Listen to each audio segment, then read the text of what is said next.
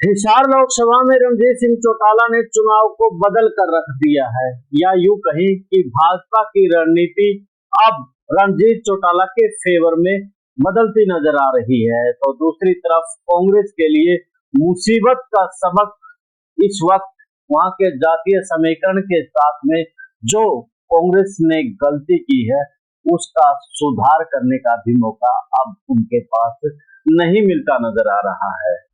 चुनाव से पहले जिस तरह से रणनीतियां बनाई जा रही थी, हिसार लोकसभा एक ऐसी लोकसभा सीट थी जिसमें कांग्रेस आसानी से सीट निकालती नजर आ रही थी, लेकिन भूपेंद्र सिंह हुड्डा के यारी के मोह ने कहीं ना कहीं अब हिसार लोकसभा को बड़ी मुसीबत में डाल दिया है और भाजपा के लिए आसान राह कर दिए हैं।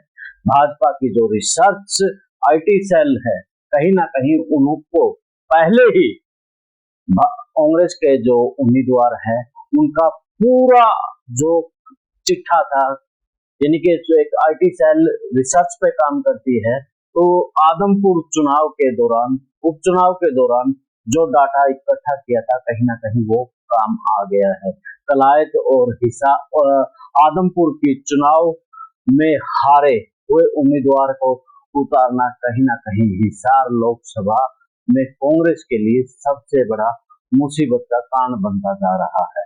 तो क्या कुछ वो फैक्टर हैं जिसके कारण से अब रणजीत सिंह चौटाला की राह तो आसान होती जा रही है, लेकिन कांग्रेस की राह बड़ी, यानी कि जो उसकी कांग्रेस की जो डगर है बड़ी मुश्किल होती जा रही है। क्या कुछ फैक्टर है उन पर चर्चा करेंगे। चर्चा करने से पहले आप कमेंट्स बॉक्स में अपनी राय जरूर रखें कि हिसार लोकसभा सीट को लेकर आपकी अपनी क्या प्रतिक्रिया है। कमेंट के साथ चैनल को फॉलो, शेयर और सब्सक्राइब भी कर लें।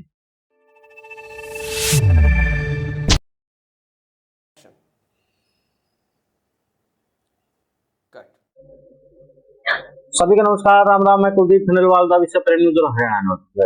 हिसार लोकसभा की बात करें तो हिसार लोकसभा में चुनाव से पहले जिस तरह से समीकरण तैयार किए गए थे, एक तरफ चंद्रमोहन बिश्नोई तो दूसरी तरफ रामनिवास घोड़ेला के नाम चलाए हुए, तो इस तरफ जयप्रकाश के अलावा और भी नाम चले हुए थे, लेकिन जयप्रकाश बाजी मार गए। जातीय समीकरणों को साधने के लिए कांग्रेस के पास भाजपा ने एक बड़ा मौका दिया था। जब रणजीत सिंह चौटाला को हिसार के मैदान में उतारा तो सीधे तौर पर कांग्रेस को उस इनके हरियाणा की राजनीति में जाट और नॉन जाट के एक वर्ग बनाम 35 वर्ग की जो राजनीति होती है, तो जब एक वर्ग से सामने सभी चेहरे हैं, चाहे इनेलो का है, चाहे जसपा का है, चाहे भाजपा का है, तब कांग्रेस यहाँ बड़ा दांव खेल सकती थी। लेकिन कांग्रेस ने दांव ना खेल करके भूपेंद्र सिंह हुड्डा ने अपनी यारी निभाई और हिसार लोकसभा सीट को कांग्रेस के लिए मुसीबत में डाल दिया। यहाँ पर एक नहीं बल्कि कई फैक्टर रणजीत सिंह चौटाला के फेवर में होते नजर आ रही हैं। हालांकि चुनाव में फेरबदल होता रहता है, परिस्थितियां बदलती रहती है, हर पल, हर दिन, हर घंटे चुनाव का मिजाज बदलता रहता है। लेकिन हाल फिलहाल देखा जाए तो भाजपा की आईटी सेल इस वक्त जयप्रकाश के ऊपर काम कर रही है, जो कि सूत्रों ने बताया है, क्योंकि जयप्रकाश आदमपुर उपचुनाव में भी उम्मीदवार थे और वो चुनाव हार गए थे। इससे पहले कलायत का चुनाव भी जयप्रकाश हार गए थे। हारे हुए उम्मीदवार को ही दोबारा से उम्मीदवार कांग्रेस ने बनाया। नया चेहरा पर दांव लगाने की बजाय पुराने चेहरे पर ही दांव लगाया है।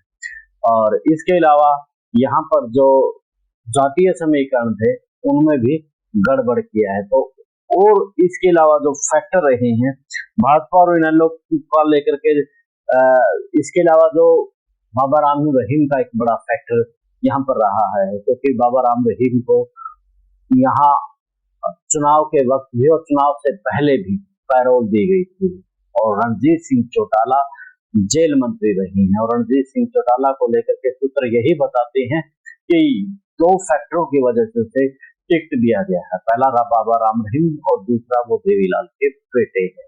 तो बाबा राम रहीम के जो समर्थक हैं, कहीं ना कहीं उनका भी बड़ा योगदान रणजीत सिंह चौटाला की तरफ होता नजर आ रहा है। बाबा राम रहीम के यहाँ पर लगभग 2 लाख के आसपास समर्थक हैं, तो दूसरी तरफ देवीलाल का पुत्र होने का भी उन्हें फायदा मिल सकता है। कंडेला खाप द्वारा उनको समर्थन दिया जाना इस बात का उदाहरण देता है कि देवीलाल का पुत्र होना उनके लिए फायदेमंद है।